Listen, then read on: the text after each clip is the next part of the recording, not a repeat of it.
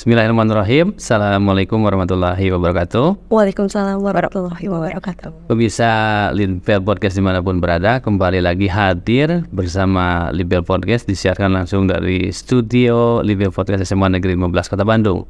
Hari ini seperti biasa saya menghadirkan tokoh-tokoh di dunia pendidikan, dan saya menghadirkan ada siswa Sematar, saudari Dadau, dan ada ini tamu dari jauh dari Sumatera Barat.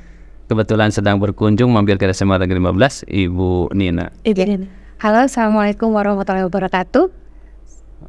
Bangga sekali berada di sini, Bapak. Terima kasih sama terima kami. Ya, Terima kasih telah hadir ke sekolah. Sengaja kalau ada tamu-tamu ke 15 itu selalu saya dokumentasikan, abadikan dengan podcast. Luar biasa. Dan mohon dibantu nanti di Sumatera Barat podcastnya disebarluaskan. Dibantu sharingnya. Luar biasa. Kita ini Pak, di retake sama kita kan juga punya YouTube Disdik atau apa nanti. Oh iya.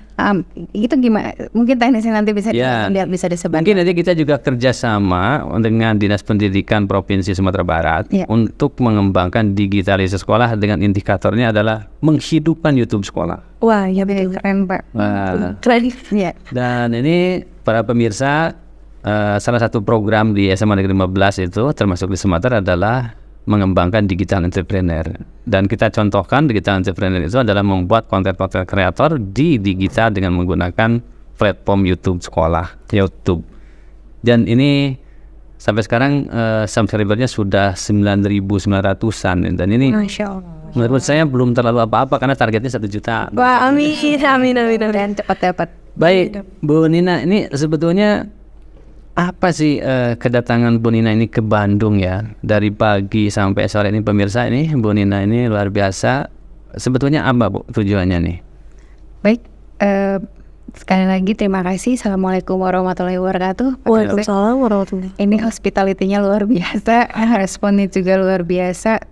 Jujur kami dari Sumatera Barat sangat merasa tersanjung sebenarnya, karena banyak sekali dapat insight baru kalau kata anak sekarang. Alhamdulillah. Memang di sini sebenarnya awalnya kepala dinas ikut datang ke sini, Bapak. Iya. Kami kemarin sampai baru jam 7 malam sampai di sini. Setelah makan malam sekitar jam 10, beliau dapat kabar duka, mertua beliau meninggal di Padang. Jadi terpaksa tadi malam sampai jam 1 kita usahakan beliau dapat tiket paling pagi. Oh, jadi kembali lagi ke Padang. Langsung lari ke Padang, dan kebetulan tempat musibah juga berada tidak di kota Padang ya Pak, tapi di Lubuk Basum, di luar lagi Pak. Nah, tapi kita tetap melanjutkan misi dari beliau. Pada intinya ingin, karena kita tahu Jabar ini salah satunya yang sudah menerapkan smarter, SMA terbuka. Betul. Terbuka. Di luar itu digitalisasi di Jabar juga seperti biasa. Jabar selalu jadi barometer kami di daerah-daerah di Pulau Jawa. Untuk Pulau Sumatera, terutama Sumatera Barat, karena terkait dengan ininya Pak, mindsetnya yang sudah open minded gitu, mindsetnya gitu. Jadi pada intinya smarter ini mau kita coba terapkan di Sumatera Barat dengan kondisi yang menyesuaikan dengan kebutuhan Sumatera Baratnya Pak. Iya. Tapi tetap konsep-konsep dasar, kemudian kebutuhan utama yang harus kami penuhi, dan step-step awalnya seperti apa yang harus persiapkan. Makanya itu udah salah satu maksud kunjungannya ke sini. Oke, jadi para pemirsa, ini Ibu Nina tuh dari Dinas Pendidikan Provinsi Sumatera Barat, Bu. Saya tepatnya di UPTD Balai TIK Pendidikan. Kalau di Dinas Pendidikan sini namanya Tikopik. Kalau saya di BTIKP-nya. Oh iya, temannya Pak Piro tadi ya. Iya, temannya Pak Piro.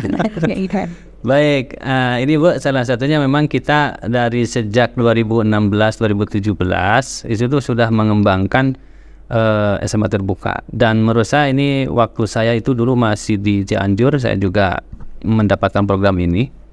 Memang terjadi persepsi yang berbeda-beda. Betul. Dari para kepala sekolah, dari guru-guru, dari masyarakat, dan tantangannya itu luar biasa. Tapi karena mungkin tadi program ini didorong oleh latar belakangnya problem ada yang dihadapi oleh Jawa Barat, jadi artinya kan ya apa salahnya, toh program ini secara nyata bisa nyelesain masalah. Nah, jadi di Sumatera Barat emang ada masalah apa gitu loh Bu? Kayaknya semua kalau nggak hidup pasti, kalau nggak hidup nggak ada masalah Pak. Lagi hidup pasti ada. Betul benar ya. Jadi kan sekarang lagi musim kurikulum merdeka itu best problem ya. Berarti juga ke anak-anak Semanter ini saya ajarkan best problem itu dan pendekatan lebih kepada potensi yang dimiliki anak-anak. Artinya ini kan harus ada problem dulu gitu. Nah ini di sama kayak kan di Jawa Barat masalahnya itu bagaimana di Sumatera Barat? Jadi pada saat kita kaji background intinya gini, kami punya permasalahan itu daerah blank zone dan itu terjadi di pusat ibu kota Sumatera Barat sendiri, itu Kota Padang. Walaupun di setiap kecamatan ada sekolah negerinya, namun keberadaan sekolah tersebut relatif jauh dengan daerah yang padat pemukiman. Sehingga itu menyebabkan, apalagi dengan penerapan zonasi, itu ibaratnya kalau istilah saya pribadi, ada anak yang kalah nasib sama zonasinya. Gitu loh. Jadi ada satu yang saya ingat itu di pusat kotanya sendiri, kalau di kami kan sama aja ya kayak SMA 1, SMA 10, SMA negeri, intinya itu memang favorit semua orang ya karena pertama yang pasti dari sisi biaya itu lebih memudahkan kan Pak ya.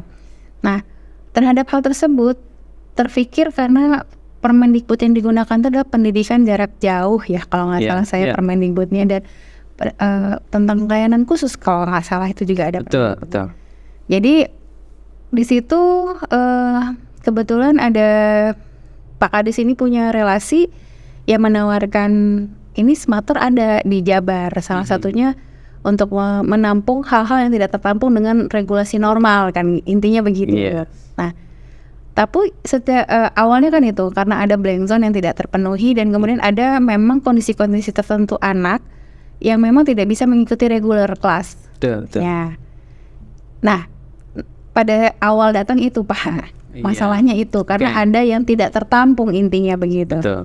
Dan memang di Jawa Barat juga sebetulnya ada nantinya ujungnya itu belakangan yang tidak tertampung, tapi sebelumnya itu adalah anak-anak yang memang ada layanan khusus dalam tanda petik. Tapi kita coba nih, ini Anda salah satu anak Semanter, kita tanya Bu. Jujur aja ya, kamu jangan Enggak siap. Saya tanya kepada Anda, kenapa Anda memilih Semanter ini untuk mengidentifikasi apa sih yang ada di mindset anak-anak ya? Ini coba.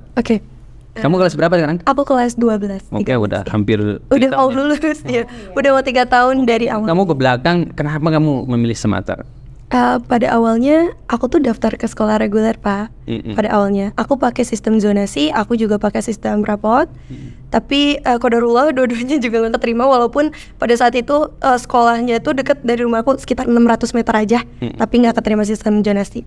Akhirnya aku bilang kan sama orang tua, mungkin untuk swasta sendiri orang tua seperti tidak siap, dan aku pun kayak kayak nggak enak gitu kalau mau swasta gitu kan. Akhirnya orang tua bilang kayak gini, ya udah gimana kalau ngambil paket. Nah itu di situ kan aku mulai kayak aduh paket, kenapa harus paket gitu kan, karena aku dari SD sampai SMP aku reguler Bu, jadi kayak tiba-tiba paket kayaknya nggak seru deh gitu kan, aku mikir kayak gitu. Kemudian setelah ya udah nungguin gitu kan, cuman diem aja di rumah, ya udahlah nerima aja, mau ngambil paket aja.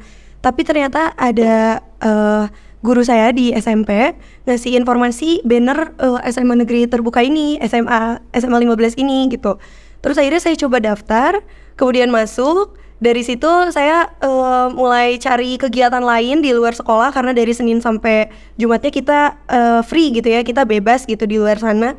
Akhirnya saya berkegiatan lah di situ, cari-cari kegiatan yang emang luar biasa bisa menggantikan gitu kegiatan saya yang seharusnya saya gunakan sekolah, saya gunakan belajar di luar sekolah gitu. Jadi sebenarnya awalnya bukan karena emang mau ke SMA terbuka sih Pak awalnya. Ini kalau jujur ya, karena memang saya juga daftar tapi saya nggak keterima gitu kebetulan. Terus kemudian juga dari waktu saya SMP, saya merasa nyaman dengan waktu BDR gitu, waktu pembelajaran jarak jauh. Saya juga pernah kan waktu itu ada sempat COVID, itu tidak memengaruhi nilai saya waktu itu gitu. Jadi saya merasa nyaman dengan belajar sistem itu, maka dari itu ya saya why not kita cobain sekolah yang sistemnya seminggu sekali ini gitu. Senin sampai Jumatnya alhamdulillah diisi kegiatan yang luar biasa positif sih menurut saya. Ya, Gitu. dan sekarang bagaimana kamu mendapatkan pendidikan yang sesuai dengan apa yang diprogramkan oleh sekolah? Cara-cara guru memberikan edukasi supaya apa yang kamu kerjakan itu menjadi bagian daripada pendidikan di sekolah ini. Ada nggak? Kalau untuk aku sih, aku lebih ke arah tentunya milih kegiatan positif yang dimana itu sesuai banget dengan passion aku. Jadi dan untuk hari Sabtunya aku masuk ke sekolah tatap muka, itu guru memberikan motivasi ataupun membebaskan aku untuk bercerita sejak dari Senin sampai Jumat itu apa. Kalau ada sesuatu yang salah gitu, dirasa kurang benar dari kegiatan saya Senin sampai Jumat, guru mengkoreksi atau memberikan saran sih Pak biasanya gitu. Jadi untuk akademisnya insya Allah saya masih bisa sih Pak, karena ini kan kurikulumnya ngikutin kurikulum Merdeka ya Pak, dan itu aman-aman saja sih untuk saya pribadi gitu. Jadi ya. Tapi ya poin plusnya saya bisa belajar lebih banyak di luar juga sih Pak, sesuai dengan minat dan bakat saya, itu sih yang paling utama. Kamu sudah bekerja atau belum? Ada pekerjaan yang menghasilkan? Mungkin untuk pekerjaan secara formal belum ada Pak. Ada. Cuman kalau saya jadi jatuhnya ke freelance sih Pak. Freelance. Iya freelance gitu. Tapi sudah berpenghasilan kan? Alhamdulillah untuk jajan cukup. Untuk jajan cukup. Ya, jadi artinya para pemirsa ada plus dan minus ya. Kalau di reguler itu kan belajarnya dikondisikan di kelas dan menunya dikasih, masih seperti itu. Tapi di SMA terbuka itu belajar itu menjadi naluri dia di mana. Dan kalau dia misalkan tidak punya kegiatan, ya dimotivasi oleh guru-gurunya, mereka harus punya kegiatan. Betul. Salah satunya modul-modul yang harus dikerjakan. Iya betul. Dan kemarin karena kita di sini ada anak-anak yang sudah jadi atlet sepak bola, ada atlet untuk bersepeda, bahkan sampai tingkat nasional, internasional. Jadi kita juga berpikir artinya mata pelajaran itu harus lebih fleksibel untuk mendukung si potensi anak itu. Ya kalau di atlet mungkin mata pelajaran apapun dia harus ditemakannya itu untuk membangun kepemahaman dia bagaimana dari psikologi, kemudian dari penghasilan, kemudian dari kompetensi, dari capaian tujuan cita-cita itu harus mengarah kepada apa yang memang kompetensinya sudah dimiliki oleh anak-anak. Nah ini jadi Ibu, kira-kira kalau di Sumatera Barat menurut Ibu tantangannya apa tuh yang akan dihadapi? Karena untuk memahami ya dari informasi dari Dadau ini, kok belajarnya begitu ya? Cuman dia menceritakan hasil diri itu kemudian oleh gurunya dikredit ini menjadi bagian nilai ke mata pelajaran dan sebagainya. Sepertinya sesuatu yang tidak begitu sesuai dengan kegiatan-kegiatan pendidikan di reguler. Tapi sebetulnya kalau kita baca buku orang-orang sukses, nomor satu itu adalah kemampuan antarpersonal. Betul. Bagaimana dia berkomunikasi dengan orang dan dia mengkomunikasikan tujuan hidupnya tuh, ide gagasannya. Itu adalah modal awal dari sebetulnya yang kesuksesan, dan itu menurut saya bisa dimiliki oleh anak-anak Sumatera. Amin. Nah sekarang dengan sekarang kelas 12. Kelas 12 Pak. Merasa pede nggak Mbak mau melanjutkan ke perguruan tinggi? Insya Allah pede Bapak. Dan merasa tidak teraniaya begitu karena ada jurusan semangat? Karena saya sebagai siswa yang sudah hampir 3 tahun di Sumatera ini, saya merasakan hak yang sama dengan reguler. Saya mendapatkan fasilitas yang sama di sini, guru-guru yang sama, baiknya di reguler, baiknya pun di Sumatera kami sama dibimbing dan dibina dengan baik. Kemudian juga untuk dari rapot, ijazah yang mungkin ijazah saya belum dapat, mungkin rapot dari semester awal sampai sekarang itu tidak dibedakan sama sekali dari reguler, betul ya Pak ya? Jadi tidak ada titik koma, tidak ada diberikan tanda kutip ini anak smarter, ini anak paket, nggak ada kayak gitu. Jadi itu buat saya lebih nyaman. Saya mungkin tidak akan dibedakan jika saya masuk ke perguruan tinggi, karena perguruan tingginya pun nggak tahu kalau saya ini smarter loh gitu. Jadi lebih aman sih Pak. Kalau dari sisi administrasinya itu aman karena kita tidak dibedakan, dan dari segala fasilitas di sekolah kami juga dibebaskan kayak gitu. Oke. Ibu. Bu Nina silahkan bisa melakukan mewawancara langsung. Apa yang ingin diketahui langsung dari anaknya? Ada 2 sih Pak, ke Bapak juga ke Dadan juga. Ya. Kalau ke Bapak sebenarnya lebih kepada, tadi kan Bapak tanya tantangan ya. Sebenarnya tantangan terbesar itu adalah ini, merubah insight tadi Pak, merubah sudut pandang kan. Yeah. Saya ingat dulu ada yang cerita sama saya, Pak, coba perhatikan angka 1 Romawi dengan angka 10 Romawi. Pada saat dilihat dari sisi kanan, dia jadi 9 atau sebelahnya jadi 11. Jadi 11, padahal barang yang sama. Iya. Nah, mungkin hal yang sama terjadi juga di penerapan smarter ini, terutama tentang pemahaman. Betul. Nah, cuman yang jadi kalau untuk menyamakan persepsi tentu harus diberikan referensi, data, serta contoh konkret ya Pak. Nih contohnya udah terpenuhi kan gitu, sudah ada contoh. Nah tapi yang mungkin perlu tantangan lebih itu terkait dengan prosesnya. Karena gini, tadi ada modul kan begitu ya. Betul. Kemudian ini setahu kami SMA itu kan ada penjurusan di awal ya. Ada maksudnya anak IPA, ada pembelajaran peminatan, ada beberapa mata yang umum ya. Betul. Karena kebetulan Pak, saya ini bukan orang dinas pendidikan, saya baru pindah juga ke dinas pendidikan. Jadi mungkin banyak nomenklatur pendidikan yang saya masih banyak belajar. Tapi saya di sini lebih sebenarnya bertanya bukan sebagai orang distrik,nya Pak, tapi lebih sebagai orang tua. Sebagai orang tua, ini gimana nih ntar anak-anak saya kalau misalnya modulnya seperti yang tadi Bapak terangkan, ini kan susah orang tua membayangkan saat dia harus menyandingkan dengan kelas reguler yang biasa dia lihat. Prosesnya gimana sih kalau di smarter? Nah, kalau ke Dadanya sendiri, nah ini kan benar-benar si siswa atau peserta didiknya di challenge untuk punya disiplin yang kuat ya, supaya betul, motivasi belajarnya nggak turun. Nah, gimana sih pengendalian dari Dadanya sendiri di saat intinya kan punya kebebasan waktu yang cukup banyak supaya gitu ya. Supaya maksudnya kadang-kadang kan anak-anak sekarang maksudnya mau drakor atau mau kongko, apalagi kayak ini banyak tempat yang bisa tinggi. Ya pokoknya intinya bagaimana menjaga ritme supaya motivasi belajarnya tidak turun. Kemudian apa sih tips and triknya kan pernah nggak ada kejenuhan mengikuti smarter ini pembelajarannya? Gak sama sekali sih. Kalau memang tidak pernah, apa penyebabnya, kenapa itu jadi penyemangat supaya, karena gini, kalau orang sudah tidak jenuh bahkan kan akan cenderung lebih intens berinteraksinya. Dan saya memahami kalau seorang peserta didik sudah intens berinteraksi berarti dia lebih betah belajar sebenarnya. Nah itu sebenarnya yang tantangan dari sisi pendidiknya kan bagaimana menciptakan suatu media pembelajaran sifatnya interaktif sehingga si anak lebih betah belajar sebenarnya. Jadi dia belajar tanpa terasa harus situasinya belajar banget. Iya betul. Lebih fleksibel kali ya Bu ya. Fleksibilitas apa?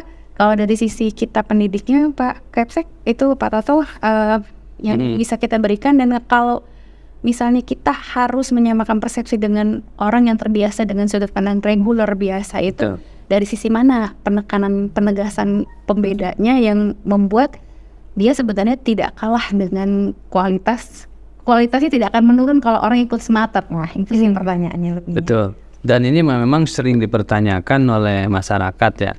Mungkin salah satu kita mencoba ya menjawab apakah smarter itu bisa menjaga kualitas layanan pendidikan seperti dengan reguler gitu.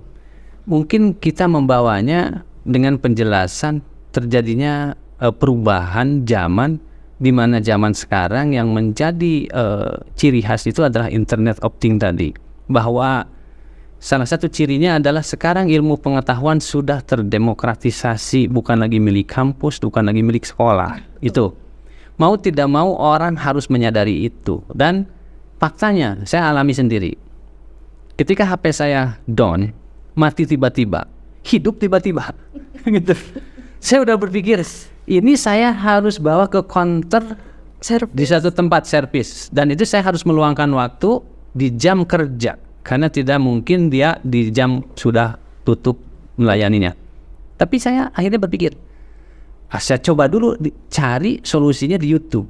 Betul. Maka saya cari di YouTube, disajikan beberapa informasi di YouTube, lalu saya pilih sesuai dengan kondisi real HP saya, mereknya apa, tipenya apa dan sebagainya.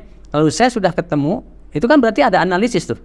Betul. Oke, saya sudah nemuin, ternyata sesuai dengan HP saya tipenya. Oke, saya tonton. Lalu di situ diberitahu ada 4 langkah. Ketika HP Anda mati dan hidup kembali, ada 4 langkah yang harus Anda periksa. Dan di langkah 3 saya nemuin. Maka Anda harus cari di setting, kemudian itu cek ada aplikasi yang satu aplikasi itu menyedot listrik dan ketahuan. Dan langsung saya di situ uninstall dan kemudian selesai. Apa dari situ maknanya? Artinya pembelajaran itu sekarang tidak perlu dilembagakan. Betul. Jadi pembelajaran itu sekarang tidak fokus di guru, sekolah, atau perguruan tinggi ternama yang akan memotivasi anak bekerja dan menjadi bangga. Tidak. Tapi sekarang pendidikan itu harus mencoba mengajarkan anak-anak untuk membangkitkan intrinsic motivation-nya. Jadi dia kalau mau belajar bukan karena tagihan dari gurunya, bukan karena tagihan dari sekolah, betul. Tapi belajar harus datang dari dirinya, karena dia punya target tujuan, punya cita-cita. Itulah cara pembelajaran di abad 21 yang menurut saya tidak perlu reguler gitu loh. Ini justru yang merdeka ya Pak. Ini yang merdeka. Ini justru yang merdeka. Itu jadi ini untuk membawa semester ini adalah menjadi sesuatu yang baik dan sesuatu yang bisa diterima oleh masyarakat, dan hasilnya bisa mereka juga bersaing di lapangan, karena memang mungkin masyarakat belum paham bahwa dunia sudah berubah. Betul. Tadi Ibu cerita bahwa bekerja di Microsoft, bekerja di perusahaan-perusahaan internasional, mereka sudah tidak melihat ijazah kok. Betul. Ya lagi bener Pak. Ya. Bener. Nah saya kalau misalkan ngewawancara, misalkan satu pekerjaan untuk menjadi public relation, mungkin saya akan terima dia itu, karena dia lihat dia bisa pandai ngomong gitu. Ngapain lihat ijazah? Gitu. Nah ini juga mungkin Bu, ini dinas pendidikan tadi saya sampaikan, perlu mensosialisasikan kepada para pengusaha-pengusaha itu bahwa pendidikan sekarang sudah berubah. Kami sudah bukan ngajar lagi anak-anak cum laude dengan nilai ijazah atau nilai peringkat tertinggi dengan nilai rapot. Bukan, kami sekarang sudah menghargai anak itu by kompetensi. Maka kalau Anda butuhnya seorang ahli bidang diplomasi, ya harus cari orang-orang yang memang kompeten di situ, bukan nyari ijazahnya. Kenapa? Karena ya kalau ijazahnya di bidang itu tapi dia tidak skillnya di bawah orang yang lain, artinya dia tidak bisa kerja, dan itu efektivitas perusahaan mungkin akan menurun.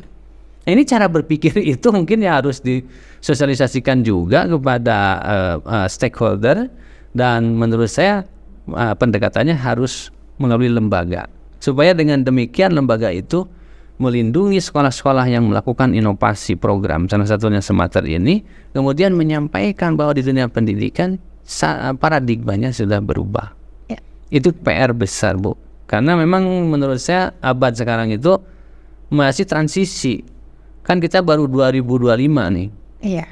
Dan saya orang sejarah itu memahami setiap 1000 tahun itu, setiap 100 tahun itu akan terjadi redefinisi. Akan seperti kalau komputer itu di restart. Iya, di restart. Kemudian kita memulai lagi dari awal, dan itu untuk menemukan pola itu kita butuh transisi. Dan menurut saya 2025 ini masih transisi. Tapi kita harus mulai menangkap ada perubahan arah kita pendidikan kemana gitu. Nah jadi silakan model sekarang mobil listrik. Ya. Kan sekarang udah berita-beritanya sudah banyak. Mobil listrik akan menggantikan mobil bahan bakar fosil. Apakah sekolah-sekolah sudah mengajarkan itu? Lompatan-lompatan itu. Di Padang, bagaimana ini diprogramkan di dunia pendidikan bahwa anak-anak harus membiasakan, membudayakan untuk menggunakan motor listrik. Dengan alasan-alasan yang rasional. Motor listrik itu apa, dampak ekonominya apa, dampak sosialnya apa, ke APBN-nya apa. Wah itu cerdas sekali anak-anak kalau diajarkan oleh guru, diajak. Dan sekarang guru-gurunya nggak perlu cerdas terus saya. Guru-guru cukup kreatif saja sekarang. Anak-anak sekarang pemerintah sedang mensubsidi motor listrik. Yuk kita cari tahu apa sebabnya motor listrik disubsidi. Searching saja di internet. Anak bagi kelompok ada 5. Lalu setelah itu kasih kesempatan 20 menit, dia suruh diskusi kelompok, setelah itu presentasikan. Betul. Gurunya belajar, anaknya belajar. Jadi belajar mengajar itu sekarang sudah tidak ada konsep itu, tapi sekarang belajar. Guru belajar, anak belajar. Maka konsep SMA terbuka itu menurut saya lebih freedom. Dan tentu saja di sini harus ada dikelola oleh guru-guru dan oleh support dinas pendidikan. Begitu Bu, mungkin gambarannya. Jadi ini kita podcastnya saling tuker-tukeran. Tapi luar biasa. Jadi kadang ibu yang bertanya, kadang saya yang bertanya. Jadi pemirsa. Iya, nggak apa-apa. Jadi di sini udah keren banget nih. Quote-nya kalau menurut saya ini pantang mengajar sebelum belajar, Pak. Iya. Pantang mengajar sebelum mengajar. Ya. Karena belajar. Saya sampai bilang karena di agama kita kan juga sunnah Rasulullah itu tuntutlah ilmu sampai ke liang kubur. Jadi kalau ada orang yang mau belajar, siap-siap masuk liang kubur. Belajar sepanjang hayat. Sepanjang hayat ini. Betul. Tapi Dado tadi belum Pak. Apa sih yang membuat dia tetap menjaga ritme supaya itu insight dirinya punya motivasi yang tinggi tadi? Ya, luar biasa. Kebetulan latar belakang keluarga saya seperti paman dan juga uwa gitu adalah dari latar belakang pendidikan Pak, mulai dari guru besar hingga dosen ada di keluarga saya, gitu. Sehingga tentu saja saya termotivasi ya, dari situ juga saya udah, saya harus melebihi mereka gitu kan. Jadi tentunya saya nggak menyerah begitu saja tentang pembelajaran ini. Kemudian kegiatan yang saya lakukan juga itu sesuai dengan passion saya, kebanyakannya. Saya tuh kalau boleh dibagi di sini. Alhamdulillah ada banyak, seperti salah banyak contohnya adalah saya menjadi tour guide, kemudian saya juga aktif di politik, kemudian saya aktif di kegiatan bakti sosial, kemudian juga saya aktif di kegiatan diskusi kebangsaan, kemudian saya juga aktif di organisasi yang ada di Indonesia, namanya Pelajar Islam Indonesia. Itu organisasi yang besar yang ada di Indonesia. Kebetulan salah satu orang yang ada di organisasi itu juga Bapak Yusuf Kala. Jadi saya juga satu organisasi sama beliau gitu. Iya, kemudian dari situ tentunya saya bergabung dengan orang-orang yang hebat, orang-orang yang cerdas, orang-orang yang luar biasa. Tentunya setiap apa yang mereka ucapkan, setiap apa yang mereka lakukan itu saya tiru. Jadi saya meniru langsung secara real apa yang saya lihat, apa yang mereka lakukan, saya meniru itu Bu, gitu. Jadi ini mata pelajaran yang luar biasa.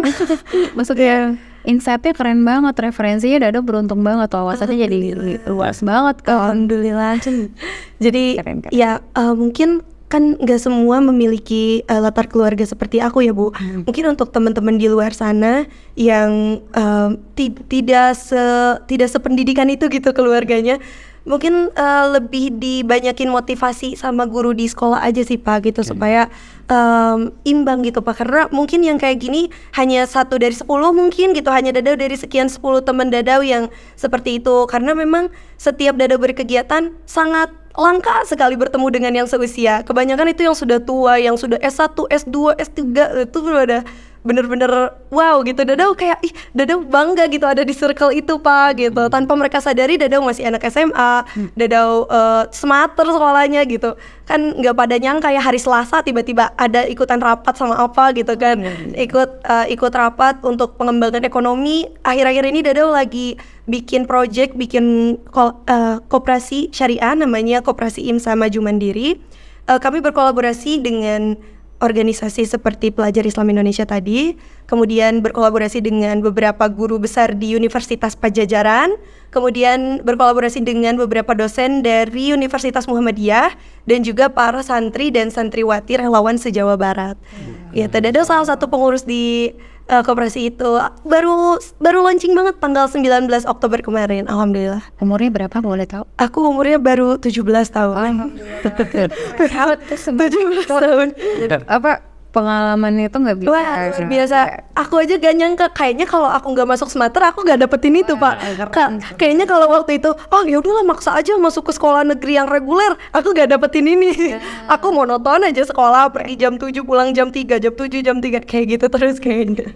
Ya inilah gambaran saya membaca, karena kualitas pendidikan itu kan dinikmatinya oleh per individu kalau menurut saya. Nggak bisa dipukul rata satu sekolah. Jadi Setuju itu, Pak. per individu, karena ya tadi pada saat dia belajar itu dia mengendalikan dirinya. Nah makanya saya bilang kalau semester itu Selangkah lebih maju, karena dia sudah berangkat belajar langsung dari real world dan dia langsung action. Beda dengan reguler. Reguler kan duduk manis, dengar, duduk diam. Maka dipaksa oleh Panadim sekarang belajar tuh harus merdeka di mana saja. Reguler juga sedang diarahkan menjadi smarter sebetulnya. Betul, Adil, sebetulnya secara halus itu. Karena nggak ada batas. Betul. Pembatas itu sudah minimal. Iya. Apa? Diminimalisir ya. Agak dikaburkan ini. Bu Kabit kemarin bilang di sini, Bu Kabit GTK di saya bilang, Pak, seharusnya belajar merdeka itu anak belajar di pasar, anak belajar di jalan. Di lapangan gitu ya Pak. Oh iya, Langsung gitu, anak real. mengakses real world. Kemudian dia lakukan analisis. Tadi kan critical thinking itu menurut saya tujuan daripada pembelajaran nomor 21 bukan isi kontennya, tapi critical thinkingnya tadi. Karena critical thinking sudah dimiliki, creativity sudah dimiliki. Kalau dia minat pada satu bidang, dia bisa mengerjakan dalam waktu singkat kok. Ya.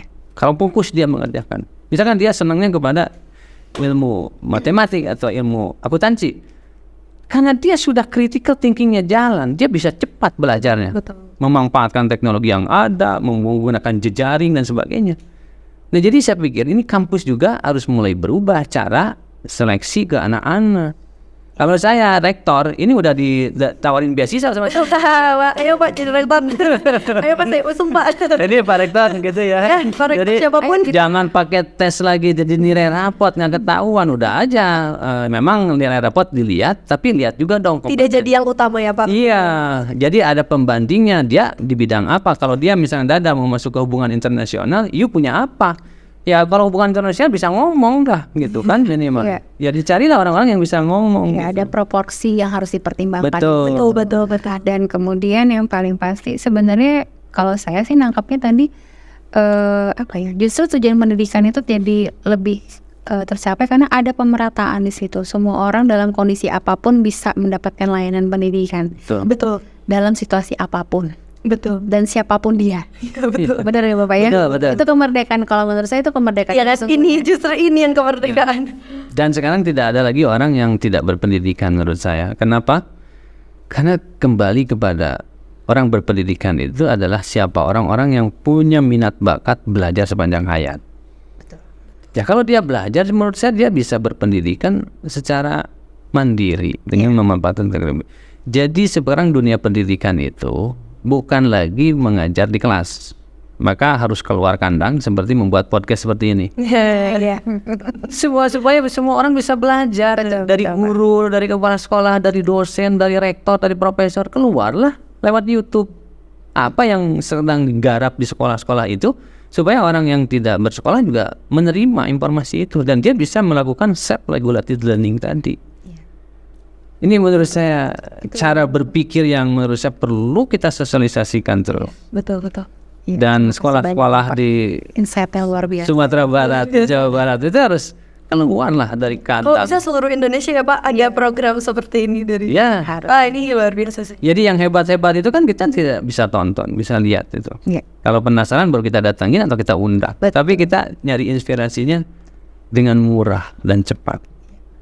Itu Bu mungkin. Ya, terima kasih Bapak, ini luar biasa banget sharing hari ini dan kami berharap dari Sumber ini pembuka awal Pak, ini nggak putus nanti. Insya Allah Jadi kita akan tetap secara konsisten dan intens sebenarnya. Betul.